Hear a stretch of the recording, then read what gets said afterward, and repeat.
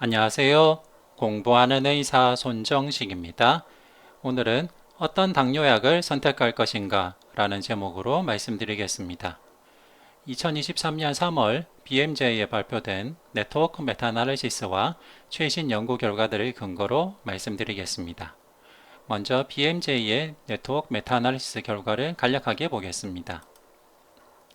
이전 연구 결과 SGLT2 이니비터와 GLP-1 리셉터 아고니스트는 심혈관 사망 예방, 심혈관 질환 예방, 신장 질환 진행 예방에 효과가 입증이 되었습니다. 다만 심부전 입원과 뇌졸중 예방 효과 같은 결과에서는 몇 가지 차이가 있었습니다. 최근 임상시험 결과 새로 개발된 비스테로이드성 미네랄드 코르티코이드 수용체 기량제인 피네르놀은 심혈관 질환 예방, 신장 질환 진행 예방에 도움이 되고 듀얼 GIP&, GLP-1 리셉터 아고니스트인 티르제파타이드가 삶의 질을 개선시키고 체중을 더 감소시킨다는 연구 결과가 있었습니다. 네트워크 메타아나리시스 결과 피네레돈을 추가하면 모든 원인으로 인한 사망 예방 효과와 심부전 입원 예방 효과, 말기 신장 질환의 진행을 줄이는 예방 효과가 증명이 되었습니다. 티르제파타이드를 추가하면 다른 약제보다 체중을 더 줄일 수 있다는 것이 증명되었습니다. 표준 치료법과 비교했을 때 SGLT2 이니비터와 GLP-1 리셉터 아고니스트를 추가하면 모든 원인으로 인한 사망 예방 효과, 심혈관계 사망 예방 효과, 심근경색 예방 효과, 심부전 입원 예방 효과, 말기 신장 질환 진행 예방 효과는 공통적으로 나타났습니다. 하지만 GLP-1 리셉터 아고니스트만이 뇌졸중 예방 효과가 있었습니다. 표준치료법과 비교했을 때 메포민을 추가하면 모든 원인으로 인한 사망 예방 효과가 있었고 심근경색 감소할 가능성이 있었습니다. 다만 반면에 설포니유리아를 추가하면 모든 원인으로 인한 사망률이 증가할 수 있는 것이 밝혀졌으며 TZD를 추가하면 심부전 입원이 증가할 위험이 있었습니다. 그럼 테이블을 보면서 말씀을 드리겠습니다. 먼저 SGLT2 이니비터입니다. SGLT2 이니비터는 올코즈 모탈리티 예방 효과, 카디오바스큘러 데스 예방 효과, 심근경색 예방 효과가 있었고 심부전 입원 예방 효과는 아주 높았습니다. 그리고 엔드스테이지 키드니 디지즈 질환 예방 효과도 상당히 좋았습니다. 그와 함께 헬스 릴레이티드 퀄리티 오브 라이프 스코어를 호전시키는 효과도 있었습니다. 시비어 하이포글라이세미아 위험은 조금 증가시켰고 다만 부작용 면에서는 제니탈 인펙션, 대표적으로는 칸디다 바자이너티스 같은 것은 위험도가 많이 높아졌고 앰퓨테이션은 몇몇 연구에서는 우려가 있었지만 몇몇 약자들에서는 나타나지 않는 상반된 결과가 있었습니다. 그리고 케토에시도시스 발생 위험은 약간 증가하였습니다. GIP1 리셉터 아고니스트의 경우 올코즈 데스 예방 효과, 카디오바스큘라 데스 예방 효과, 넘피털 MI 예방 효과가 있었고 특히 스트로크 예방 효과도 있었습니다. 심부전 입원 예방 효과는 조금 있었긴 했지만은 SGLT2 이니비터보다는 효과적이지 않았습니다. 엔드 스테이지 키드니 디지즈 예방 효과도 있기는 했지만은 SGLT2 이니비터보다 높지는 않았습니다.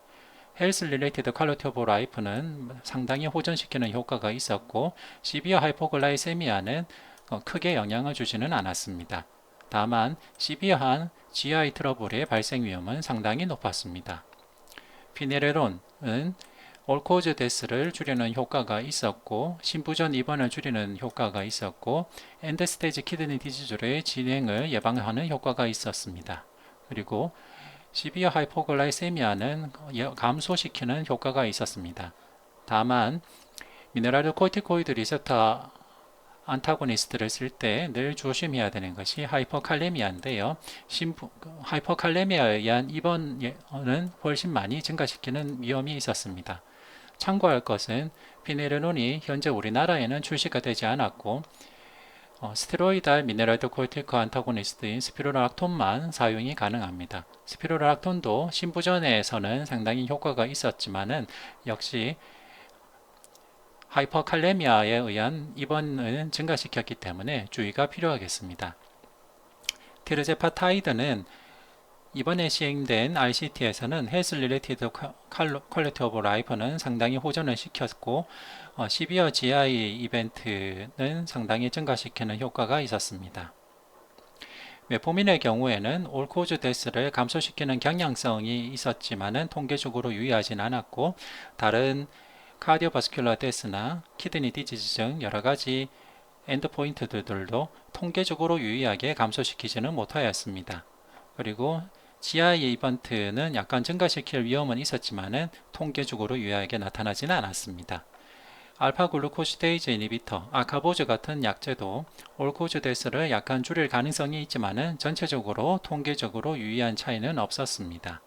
그리고 시비어 GI 이벤트를 증가시킬 가능성은 있었습니다. TZD의 경우에는 스트로크는 약간 감소시킬 가능성이 있었습니다. 그리고 TZD 중에서 피오그리타준의 경우에는 스트로크 예방 효과가 상당히 있어서 스트로크가 있었던 환자들에는 유망하게 사용할 가능성이 있고 스트로크 발생을 했던 환자들 중에서 프리다이베티스 상태인 경우에 피오그리타준을 사용하면 스트로크 예방 효과가 상당히 나타나는 연구 결과도 있었습니다. 다만 항상 주의할 점은 심부전 입원이 증가한다는 것을 조심해야 되겠습니다. 그와 함께 추가적으로 골밀도가 감소하고 골절 위험이 약간 증가하는 문제, 방광암 리스크가 약간 증가하는 문제도 있었습니다. DPP4 인히비터는 전체적으로 하자드 레이셔가 1 근처인 것을 봐서 특별하게 예방 효과도 없었고 해로운 효과도 없었다라고 정리할 수 있겠습니다. 설포니유리아의 경우에는 하자드 레이셔를 봤을 때 클리니컬 엔드포인트 중에 모탈리티나 카디오바스큘라 디지즈는 예방 효과는 확실하게 없는 걸로 보입니다. 그와 함께 시비어 하이포글라이세미아의 리스크는 현저하게 증가시키는 것으로 나타났습니다. 인슐린 같은 경우에는 다른 카디오바스큘라 리스크를 감소시키는 효과는 전체적으로는 없었고 하이포글라이세미아는 현저하게 증가시키는 것으로 나타났습니다. 이것을 이벤트 숫자로 보겠습니다. SGLT2 인히비터와 GLP-1 리셉터 아고니스트 그리고 피네레노는 올코즈 데스를 감소시키는 효과는 전체적으로 유사하게 나타났습니다. 그와 함께 카디오바스큘라 데스를 예방하는 효과도 SGLT2 인히비터와 GLP-1 리셉터 아고니스트가 유사하게 나타났습니다. non-fetal MI를 줄이는 효과도 SGLT2 인히비터와 GLP-1 리셉터 아고니스트가 유사하게 나타났습니다. 그런데 SGLT2 인히비터는 스트로크를 감소시키는 효과는 없었지만은 GLP-1 리셉터 아고니스트는 스트로크 감소 효과가 상당히 있었습니다. 심부전 입원 감소 효과는 SGLT2 인히비터가 현저하게 높았고 GLP-1 리셉터 아고니스트는 SGLT2 인히비터에 비해서는 효과가 떨어지는 것으로 나타났습니다. 피네레놀은 심부전 입원 감소 효과가 꽤 있었습니다. 엔드스테이지 키드니 디지즈로 진행하는 것을 예방하는 효과도 SGLT2 인히비터가 상당히 좋았고 GLP-1 리셉터 아고니스트는 효과가 있기는 하지만 SGLT2 인히비터보다는 낮은 것으로 나타났고 피네레놀은 예방 효과가 있는 것으로 나타났습니다. 시비어 하이포글라이세미아 리스크는 SGLT2 인히비터와 GLP-1 리셉터 아고니스트가 그렇게 크게 리스크가 높지는 않았습니다. 부작용 면에서는 SGLT2 인히비터가 제니탈 인펙션을 증가시키는 것은 상당히 높게 나타났습니다. 그래서 SGLT2 인히비터를 사용할 때는 항상 칸디다 바자네티스 같은 제니탈 인펙션 리스크에 대한 경고가 필요하겠습니다.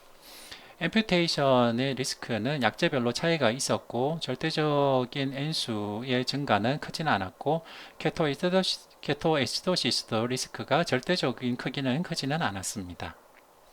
GLP-1 리셉터 아고니스트는 시비어 가스트로인테스널 이벤트가 상당히 많이 나타난 것으로 확인이 되었습니다. 피네레놀의 경우에는 하이퍼갈레미아의 입원도 상당히 증가시키는 것으로 나타났습니다. TZD의 경우에는 심부전 입원을 증가시키는 위험이 꽤 유의하게 높은 것으로 나타났습니다. 체중 면에서는 최근에 개발된 티르제파타이드가 평균 8.5kg 정도 감소시켜서 상당히 좋은 효과가 나타났고, 이는 기존에 사용되는 리라그로타이드의 효과의 몇 배가 되는 것입니다. 이 연구는 여기에 보여지는 것들은 당뇨 환자를 대상으로 한 것이기 때문에 비만한 환자를 대상으로 발표된 연구 결과는 다를 수 있습니다. 하지만은 전체적으로 비교해 봤을 때 리라그로타이드보다 티르제파타이드의 체중 감량 효과가 상당히 높은 것을 알 수 있고요.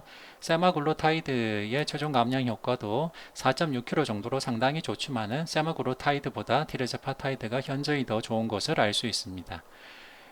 SGLT2 이니비터의 당뇨 환자에서의 체중 감량 효과는 약 2kg 정도인 것을 알 수 있고, 둘라글로타이드는 SGLT2 이니비터보다 체중 감량 효과가 높지는 않았고 1.4kg 정도 감량이 되는 것으로 알 수 있습니다. DPP4 이니비터는 체중에 거의 뉴트럴라는 것을 알 수가 있고, 인슐린으로 가보면 베이잘 인슐린의 경우 체중이 약 2kg 정도 증가하고, TZD의 경우에는 부종 증가 등으로 인해서 체중이 약 2-3kg 정도 증가하는 것을 알 수가 있습니다. 네, 이처럼 네트워크 메타아나리시스 결과를 보면 약제별로 차이가 어떻게 되는지 대략적으로 파악을 할 수가 있는데요. 이것을 표 하나로 일목요연하게 정리된 내용을 보도록 하겠습니다.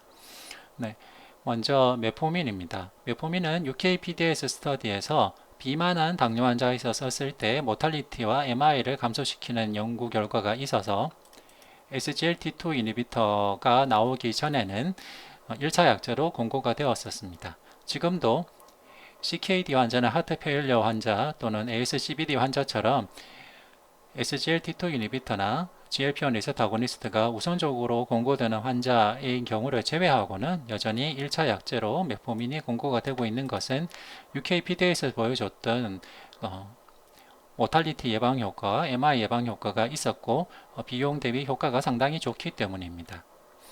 웨이트에는 상당히 뉴트럴하게 나타났고 하이포글라세미아 리스크도 별로 없고 한 점이 좋겠고요. 다만 GI 톨러러빌티, GI 트러블문에서 좀 문제가 되는데 열의 한 명 정도는 GI 트러블, 노지아나 다이아리아 등으로 약제 복용을 지속하기 힘든 경우가 생길 수 있습니다. 다음은 설포유리아인데요. 앞서 보여준 네트워크 메타아나리시스에서 충격적으로 올코즈 데스를 증가시키는 연구 결과가 있었습니다. 올코즈 데스를 증가시킬 수 있다는 연구 결과들은 1세대 설포유리아에서 나타났고요. 2세대 설포유리아인 글리브라이드도 코호트 스터디 등에서는 올코즈 데스나 카디악 데스를 증가시킬 위험이 조금 우려가 되고 있었습니다. 다만 최근 RCT, 비교적 최근에 시행된 RCT에서 심혈관 사망이나 올코즈 데스에 악영향을 미치지 않을 것으로 비교적 RCT에서 검증이 된 설포유리아 경우에는 두 가지가 있습니다. 첫 번째는 글리클라자이드, 디아미크론이고요. 두 번째는 아마릴, 글리메피라이드입니다. 이 두 가지는 대규모 RCT에서 심혈관계 질환을 증가시키지 않는 것으로 컨펌이 됐기 때문에 비교적 안전하게 쓸 수 있겠습니다. 그리고 메포민에 비해서 글리피자이드 같은 설포유리아의 경우에는 메이스, 메이저 어드버스 카디오바스큘러 이벤트에서 더 해로운 효과가 있을 수 있다는 연구가 있었기 때문에 여전히 설포유리아 제제는 우선적으로 선택할 약제는 아니겠습니다. 다만 설포유리아가 혈당을 강화시키는 효과는 좋기 때문에 ASCVD 예방 효과가 증명이 된 SGLT2 이니비터나 GLP-1 리셉터 아고니스트를 충분히 쓰는데도 혈당 조절이 좀 미흡할 경우에는 거기에 추가적으로 글리클라자이드나 글리메피라이드 같이 심혈관계 질환 위험을 증가시키지 않는 것으로 증명된 2세대의 설포유리아를 사용하는 것은 고려해 볼 만하겠습니다. TZD의 경우에는 과거에는 아반디아, 로시글리타존이 사용되다가 로시글리타존을 사용한 연구에서 특히 코호트 스터디에서 MI 발생 위험이 증가한다는 것이 보도된 다음에는 로시글리타존이 한동안 사용되지 못했습니다. 그러다가 레코드 스터디나 어댑터 스터디 같은 이런 RCT 결과 로시글리타존이 직접적으로 MI를 증가시키는 것은 아니다라고 연구 결과가 발표되긴 했지만은 과거에 아반디아 쇼크라는 그 말이 생길 정도로 MI 위험이 증가된다는 관찰 연구 결과의 임팩트가 상당히 큰 탓으로 현재는 사실 거의 쓰이지 않고 있습니다. 피오글리타존은 TZD 계열 중에 현재 쓸 수 있는 약인데요.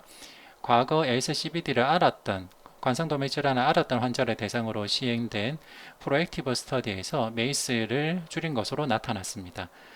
그리고 추가적으로 비교적 근래에 스트로크나 TI를 알았던 사람들 중에서 프리다이비티스나 인슐린 레이선트가 있는 경우 피오글리타존을 사용하면 스트로크 예방 효과가 있는 것으로 나타났습니다.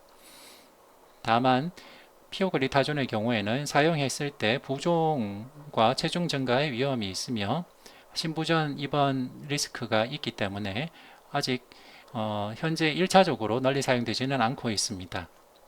그와 함께 대규모 관찰 연구에서 블래더 캔서 리스크 증가나 그리고 프랙처 리스크 증가 같은 문제, 그리고 마큘라 에데마 발생 위험 증가 같은 문제들이 있어서 현재 널리 쓰이진 않고 스트로크 발생 위험을 감소시키는 목적이나 이런 쪽으로 부가적으로 사용되는 정도로 생각하면 되겠습니다. 아카보조의 경우에는 DPP4 인히비터나 SGLT2 인히비터가 개발돼서 널리 사용되기 이전에는 식후 혈당을 조절하는 목적으로 종종 사용이 되던 약입니다. 특히 아카보즈가 임피어드 패스팅 글루코즈 인 분들을 대상으로 썼을 때 메이스를 줄일 수 있다는 소규모 RCT 결과가 있었기 때문에 비교적 각광을 받고 사용되던 약제인데요. 항상 부작용이 문제가 됐었고 그것은 플래투란스나 다이아리아 같은 지혈 트러블이 생기는 것이었습니다.